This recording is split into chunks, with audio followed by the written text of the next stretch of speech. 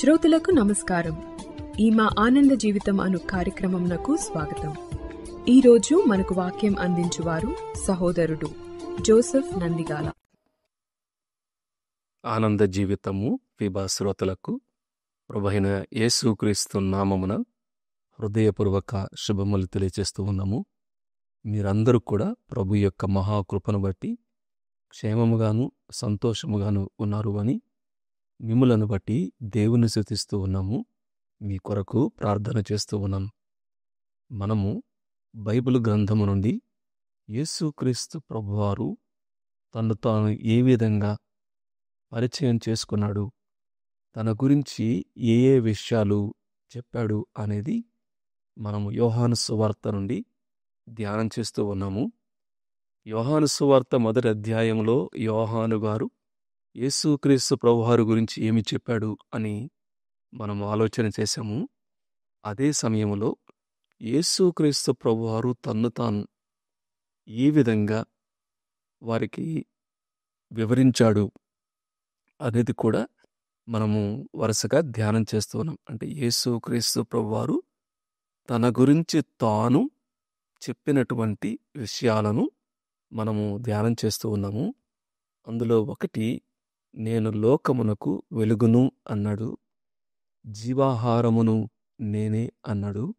నేను గొర్రెలకు మంచి కాపరిని అన్నాడు. ఆనాడు ఉన్నటువంటి ఒక స్పష్టత లేని ప్రజలు రకరకాల గందరగోళ పరిస్థితులలో ఏది నిజమైనదో, ఏది నిజము కాదో, ఏది సత్యమైనదో, ఏది అసత్యమైనదో, ఎవరిని నమ్మాలో ఎవరిని నమ్మకూడదో అటువంటి ఒక అనిశ్చితి ఆ పరిస్థితులలో ఆనాడు ఉన్నటువంటి మత నాయకులు కూడా మార్గానికంటే కూడా మతాన్ని ఎక్కువగా పాటించటము, అలానే సంబంధం కంటే కూడా దేవునితో ఉన్నటువంటి సంబంధం కంటే కూడా నియమ నిబంధనలకు ఎక్కువ ప్రాధాన్యత ఇవ్వటము, అంతరంగములో జరగవలసిన మార్పు కంటే కూడా బాహ్యంగా మార్పును ప్రదర్శించడానికి ప్రయత్నం చేసేటువంటి ఆ పరిస్థితులలో యేసుక్రీస్తు ప్రభువారు ఆయన దేవుడే మానవునిగా ఈ లోకానికి వచ్చి ఒక మంచి బోధకుడుగా, దైవమానవుడిగా తనను గురించి తాను ఈ విధంగా చెప్పాడు. నేను లోకమునకు వెలుగును అన్నాడు, జీవాహారమును అన్నాడు, మంచి కాపరిని అన్నాడు.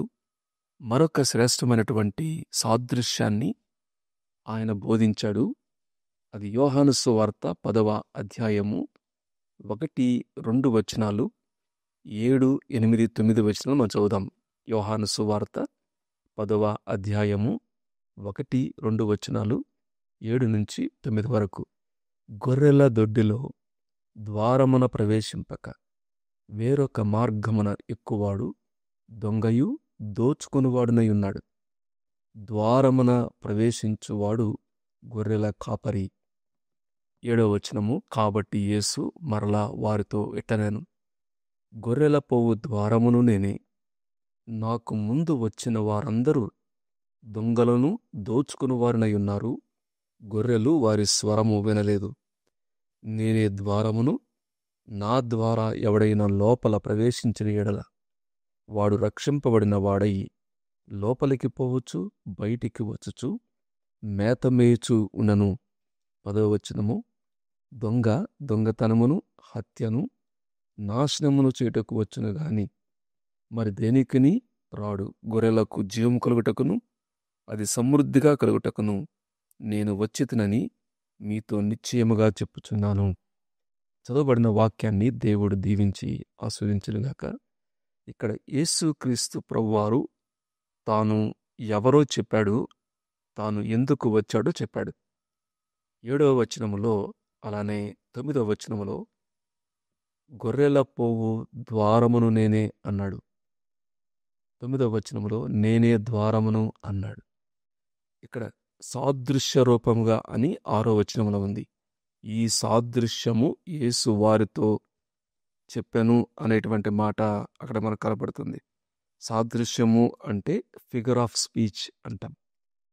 అంటే వేరే వారితో పోల్చి పరలోక సంబంధమైనటువంటి విషయాన్ని ఒక చక్కని భూలోక సంబంధమైనటువంటి ఒక పదంతోనూ ఒక సాదృశ్యంగా పోలిక అంటాము. ఉపమానం కాదు. ఉపమాన రీతిగా యేసుక్రీస్తు ప్రభువారు బోధించాడు, అదొక విధానము. ఇక్కడ సాదృశ్యంగా ఆయన చెప్తున్నాడు, పోల్చి ఆయన మాట్లాడుతున్నాడు. దేంతో పోల్చాడు తను తాను అంటే, నేనే ద్వారమును అన్నాడు. ఆయన ఎవరో, ఐ యామ్ ద డోర్ అన్నాడు. నేనే ద్వారమును, నేనే ద్వారమును అని 2 సార్లు ఆయన చెప్పాడు. ఎందుకు వచ్చాడో కూడా చెప్పాడు. గొర్రెలకు జీవము కలుగుటకును అది సమృద్ధిగా కలుగుటకును నేను వచ్చితనని నీతో నిశ్చయముగా చెప్పుచున్నాను అన్నాడు. ట్రూలీ ట్రూలీ, ఖచ్చితంగా, నిక్కచ్చితంగా, ఎటువంటి అనుమానము, సందేహము, సంకోచము లేకుండా ఆయన చెప్పినటువంటి మాట ఏమిటంటే, నేనే ద్వారమును అన్నాడు. దీనిని మనము అర్థం చేసుకోవడానికి ప్రయత్నించేద్దాము. వాస్తవంగా ద్వారము, డోర్ అనేది మనకందరకు బాగా కనిపించేటువంటిది, ప్రతిరోజు మనం ఉపయోగించేటువంటిది. మనము ఎక్కడికన్నా ప్రవేశించాలి అంటే ఇంటిలోకి కానీ, ఇంకేదన్నా ఈవెన్ వాహనాలకు కానీ, 4 ఈ రోజుల్లో కారు లాంటివి లోపలికి ప్రవేశించాలి అంటే తప్పనిసరిగా డోర్ ఓపెన్ చేసి వెళ్ళాల్సిందే. ఎక్కడైనా సరే, అది థియేటర్ కానీ, ఫంక్షన్ హాల్స్ కానీ, ఇల్లు కానీ, రకరకాల వాహనాలు కానీ, దీంట్లోకి మనం ప్రవేశించాలన్నా తప్పనిసరిగా ద్వారము గుండా ప్రవేశించాలి. అది రైట్ వే అంటాం. ద్వారమున ప్రవేశించటము అనేది సరైనటువంటి విధానము. ద్వారము కాకుండా కిటికీలెక్కో, గోడలెక్కో, ఇంకేదన్నా వేరొక మార్గము అన్నాడు.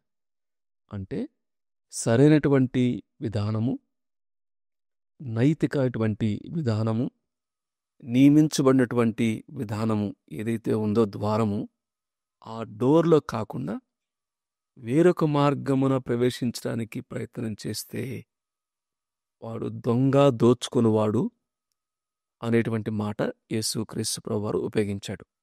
మరి ఇప్పుడు నేను ద్వారమును అంటున్నప్పుడు ఎక్కడ ప్రవేశించడానికి ఆయన ద్వారము అంటే, యేసుక్రీస్తు ప్రభువారు పరలోకము నుండి భూలోకానికి వచ్చాడు. ఆయన దేవుని రాజ్యము ఇవ్వటానికి వచ్చాడు. పాపి అయినటువంటి మానవుణ్ణి దేవునికి దూరమైపోయి తమ ఇష్టానుసారంగా జీవిస్తూ నిజమైనటువంటి స్వేచ్ఛ, స్వాతంత్ర్యం లేకుండా వారికి తెలియకుండానే పాపమైనటువంటి బంధకాల్లో ఉండిపోయి ఇక దేవుని దగ్గరకు రాలేనటువంటి పరిస్థితుల్లో ఉండి తమ సొంతంగా దేవుని రాజ్యమునకు చేరలేనటువంటి దౌర్భాగ్య స్థితిలో మానవుడు ఉంటున్నప్పుడు యేసుక్రీస్తు ప్రభువారు భూలోకానికి వచ్చి ఆయన ఏమంటున్నాడు అంటే, మీరు తిరిగి దేవుని దగ్గరికి రావాలన్నా, మీరు తిరిగి ప్రవేశము, ఎక్కడికి ప్రవేశము? దేవుని సన్నిధికి, దేవుని రాజ్యానికి, పరలోకానికి, దేవుడిచ్చేటువంటి ఆ సంతోషము, సంతృప్తి, సమాధానము, సమృద్ధి, ఆ యొక్క సహవాసం, దీంట్లోకి మీరు ప్రవేశించాలి అంటే నా ద్వారా, అంటే నేనే ద్వారమును అన్నాడు. అంటే బయట ఉన్న ద్వారం ఏం చేస్తుంది అంటే, బయట ఉన్నవారిని లోపల రావచ్చు, లోపల ఉన్నవారు కూడా బయటకు రావడానికి ద్వారము ఉపయోగపడుతుంది. ఇక్కడ ప్రాముఖ్యమైనది ఏమిటంటే, యేసుక్రీస్తు ప్రభువారు నేనే ద్వారము అంటున్నప్పుడు ఆ ద్వారము, ఇది ఎక్స్క్లూజివ్ డోర్ అంటాం. ఆయన ద్వారా మాత్రమే, అంటే ఈ ద్వారము ద్వారా మాత్రమే ఒక వ్యక్తి పరలోకానికి, దేవుని రాజ్యానికి ప్రవేశించగలడు. వేరొక మార్గం అనేది లేదు. ఒకవేళ ఉన్నా కూడా అది సరైనటువంటి కాదు అని యేసుక్రీస్తు ప్రభువారు చాలా ఖచ్చితంగా వారందరికీ అర్థమయ్యే రీతిలో ద్వారమును నేనే అని చెప్పి అన్నాడు. అర్థం చేసుకోనండి. ఒకవేళ వాక్యం వింటున్నటువంటి ఎవరికైనా సరే, మేము దేవుని దగ్గరికి రావాలి, పరలోకానికి వెళ్ళాలి, దేవుని రాజ్యంలోకి మేము ప్రవేశించాలి, దేవుడిచ్చేటువంటి ఆ సంతోషాన్ని, సంతృప్తిని, సమృద్ధిని, సమాధానాన్ని అనుభవించాలి అంటే చేయవలసిన పనేమిటంటే, నీవు యేసుక్రీస్తు ద్వారమైనటువంటి యేసుక్రీస్తు ప్రభువునందు విశ్వాసం ఉంచాలి. అక్కడ నా ద్వారా అంటున్నప్పుడు ఆయన యందు విశ్వాసం ఉంచటము. ఎందుకు ఆయనే ద్వారము అంటే, ఆయనే ఈ భూలోకానికి మానవునిగా వచ్చినవాడు, మానవుణ్ణి ప్రేమించినవాడు, మానవుని యొక్క పాపం కొరకు శిక్ష అనుభవించినవాడు, ఆయనే నిజమైనటువంటి దేవుడు. పాపములు క్షమించటానికి, ఆ ద్వారంగా ఉండటానికి అర్హత, ద్వారంగా ఉండడానికి యోగ్యత, అర్హత ఆయనకు మాత్రమే ఉంది. కాబట్టి నీవు దేవుని రాజ్యంలో ప్రవేశించాలి అంటే యేసుక్రీస్తు ప్రభు ద్వారా మాత్రమే లోపల ప్రవేశించాలి అని ప్రభు పేరట మనవి చేస్తున్నాను. యేసుక్రీస్తు ప్రభువారు ఆ సత్యాన్ని చాలా నిక్కచ్చిగా, అర్థమయ్యేటట్టుగా, తేటగా, సూటిగా అక్కడ ఉన్నటువంటి ప్రజలతో, నాయకులతో చెప్తూ ఉన్నాడు. కాబట్టి నేనే ద్వారమును, నా ద్వారా ఎవడైనా లోపల ప్రవేశించే ఎడలా, ఒక చక్కని మాట అన్నాడు. ఎవరైతే యేసుక్రీస్తు ప్రభువునందు విశ్వాసం ఉంచి ఈ ద్వారం గుండా ప్రవేశిస్తారో వారు రక్షింపబడతారు అన్నాడు. వారు రక్షింపబడిన వారై అన్నాడు. దేని నుంచి రక్షింపబడతారు? శిక్ష నుండి రక్షింపబడతారు. పాపం యొక్క శిక్ష నుండి తప్పింపబడి వారు పరలోకములో ప్రవేశిస్తారు. వారు రక్షింపబడిన వాడై అనేటువంటి మాట. కాబట్టి యేసుక్రీస్తు ప్రభువారు రక్షకుడు. నేనే ద్వారము అంటున్నప్పుడు ఆయన యందు, ఆయన ద్వారా ప్రవేశించటము అంటే ఆయన యందు విశ్వాసం ఉంచుట ద్వారా ఒక వ్యక్తి ఆ బంధకాల నుండి, ఆ యొక్క బానిసత్వం నుండి, వ్యసనముల నుండి, ఏదైతే విడిపించలేకుండా రకరకాల అలవాట్లకు, మత్తుకు బానిసైపోయి వ్యసనాక్రాంతుడివయ్యి వాటి నుండి బయటకు రాలేకుండా అట్లానే మగ్గిపోతూ ఉంటే, చీకట్లో ఉన్నట్టుగా ఉంటే, ఒకే ఒక ఆధారము ఏమిటంటే యేసుక్రీస్తు ప్రభువునందు విశ్వాసం ఉంచటం. ఆయన దగ్గరకు వస్తే నా యొద్దకు వచ్చు వారిని నేనెంత మాత్రమూ త్రోసివేయను అన్నాడు. నశించిన దానిని వెదకి రక్షించడానికి వచ్చాను అన్నాడు. యేసు రక్తము ప్రతి పాపము నుండి పవిత్రులుగా చేస్తుంది అన్నాడు. కాబట్టి చీకట్లో ఉన్న వ్యక్తి యేసు ద్వారమైన యేసు ద్వారా ప్రవేశిస్తే వెలుగులోనికి వస్తాడు.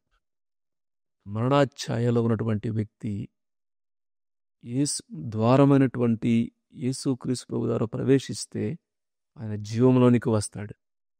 కాబట్టి యేసుక్రీస్తు ప్రభువారు ద్వారము అంటున్నప్పుడు, నేనే ద్వారం అంటున్నప్పుడు ఆయన మాత్రమే ఒక వ్యక్తిని లోకము నుండి, శాపము నుండి, పాపము నుండి, శిక్ష నుండి, చీకటి నుండి, మరణము నుండి ఆయన వెలుగు ఇస్తాడు, సంతోష సమృద్ధి సమాధానాన్ని ఆయన ఇస్తాడు అని మనము జ్ఞాపం చేసుకోవాలి.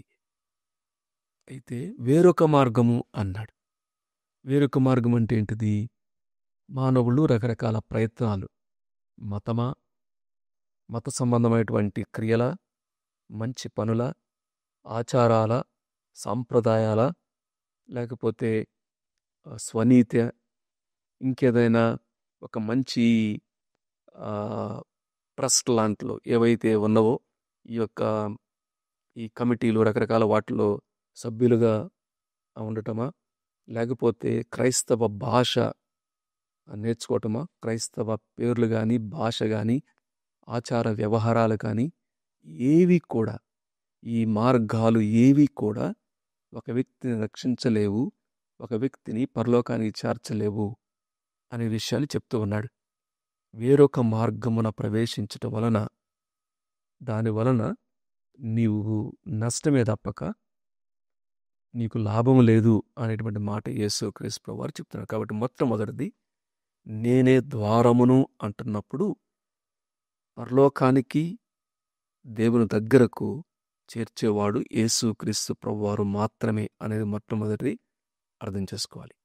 రెండవది, ఎవరైతే యేసుక్రీస్తు ప్రభువునందు విశ్వాసం ఉంచుతారో, అంటే ఈ ద్వారమున ప్రవేశిస్తారో, వారికి రెండు ప్రభు జ్ఞాపం చేశాడు. ఒకటేమన్నాడు అంటే, వారు లోపలికి పోవచ్చు, బయటికి వచ్చుచు మేత మేయుచుండును అన్నాడు.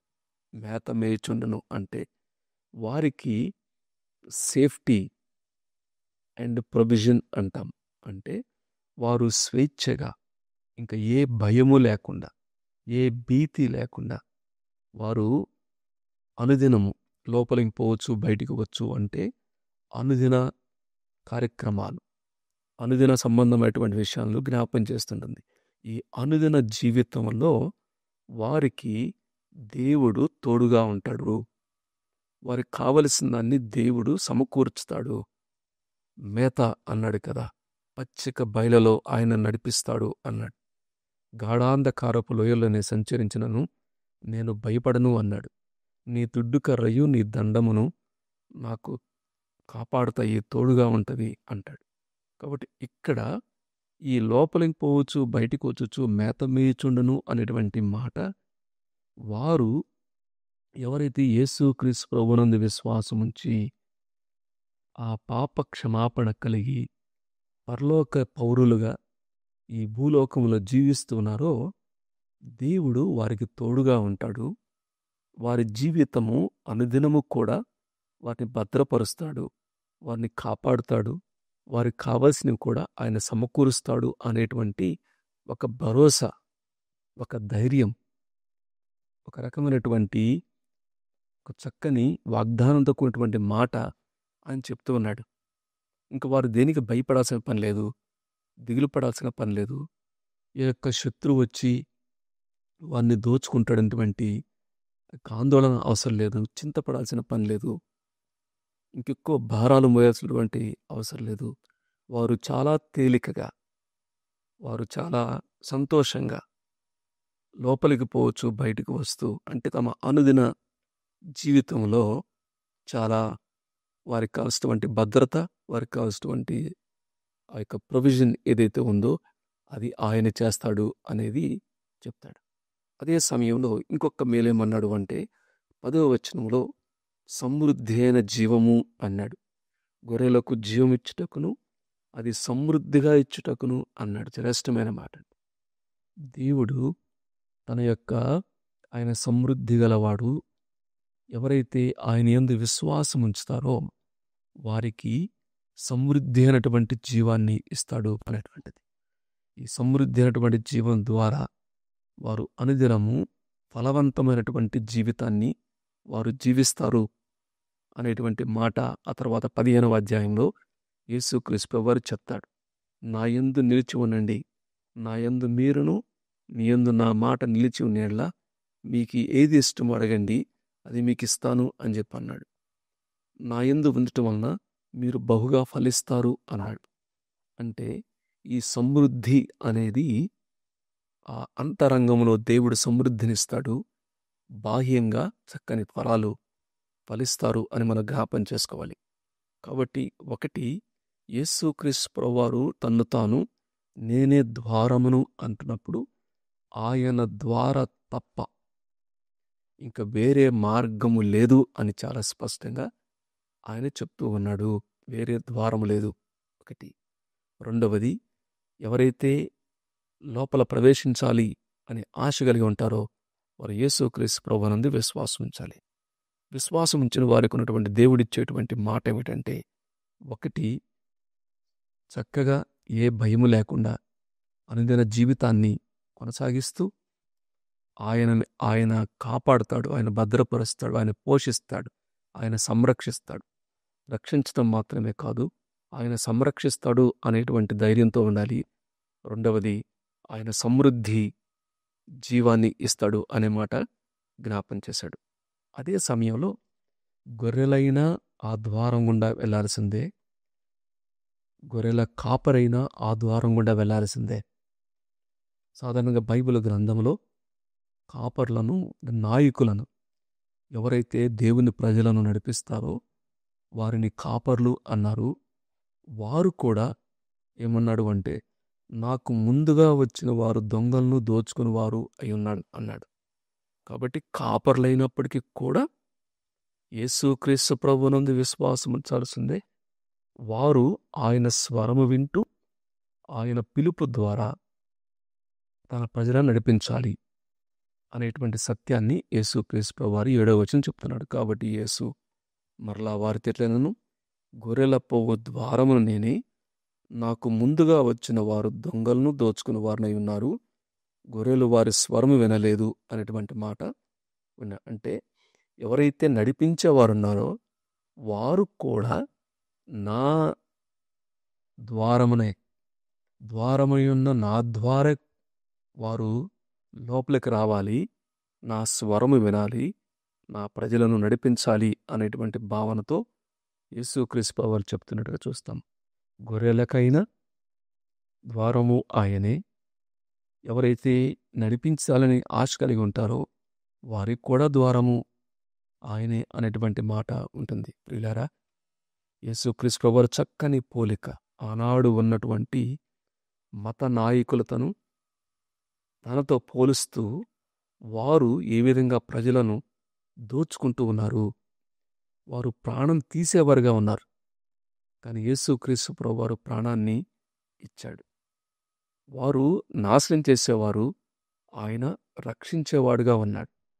వారు వేరొక మార్గంగా చూపించడానికి ప్రయత్నం చేశారు. కానీ యేసుక్రీస్తు ప్రభువు వారు నేనే ద్వారము అని చెప్పాడు. కాబట్టి ఈ సమయంలో ఎవరైతే ఈ వాక్యాన్ని వింటూ ఉన్నారో, యేసుక్రీస్తు ప్రభువు వారి యొక్క ఒక అనిశ్చితి, ఈ యొక్క సాంకేతిక యుగంలో అనేకమైనటువంటి మార్పులు కలుగుతున్నటువంటి ఈ పరిస్థితులలో ఏది సత్యము, ఏది అసత్యము, ఈ సోషల్ యుగము అంటాం, ఈ యొక్క సమాచార యుగము అంటాం, సాంకేతిక యుగము అని చెప్పి అంటాం, అలానే ఆర్టిఫిషియల్ ఇంటెలిజెన్స్ అని చెప్పి అంటాం. ఇటువంటి పరిస్థితుల్లో ఏది వాస్తవమో, ఏది అవాస్తవమో, ఏది సత్యమో, ఏది అసత్యమో, ఏది నిజమో, ఏది అబద్ధమో అనేటువంటి ఒక అనిశ్చితకర పరిస్థితుల్లో నిజమైనటువంటి దేవుడు, సత్యవంతుడైన యేసుక్రీస్తు వారు చెప్పేటువంటి మాట ఏమిటంటే, చాలా ఖచ్చితంగా స్పష్టంగా అర్థమయ్యే రీతిలో నేనే ద్వారమును అన్నాడు. నా ద్వారా ప్రవేశిస్తేనే వారికి సమృద్ధి అయినటువంటి జీవము, వారికి సమృద్ధి అయినటువంటి మేత సంరక్షణ ఉంటుంది. ఒకటి రక్షణ ఉంటుంది, సంరక్షణ ఉంటుంది, సమృద్ధి ఉంటుంది. కాబట్టి ఇంకా యేసుక్రీస్తు ప్రభువునందు విశ్వాసం ఉంచేవారు, ఆయా ప్రయత్నాలు చేసినటువంటి వారు అవి వ్యర్థమని అర్థం చేసుకుని ప్రభువునందు విశ్వాసం ఉంచితే ఆయన మిమ్మల్ని రక్షిస్తాడు. రక్షింపబడిన వారు మన సంరక్షకుడు ఆయనే, మన సమృద్ధి ఆయనని అర్థం చేసుకుని ప్రభువునందు ఆనందించడానికి పరిశుద్ధాత్మ దేవుడు సహాయం చేయనుగాక. దేవుడి వాక్య భాగాన్ని దీవించి ఆస్వాదించనుగాక. ఈ కార్యక్రమమును గూర్చి మీ సలహాలు మరియు మీ ప్రార్థనా అవసరతల కొరకు మమ్మను సంప్రదించవలసిన మా ఫోన్ నంబర్ 9448058503 మరియు ఈమెయిల్ ఐడి info@fibaonline.org. మా ఫోన్ నంబర్ మరొకసారి 9480585039. Email ID info@fibaonline.org.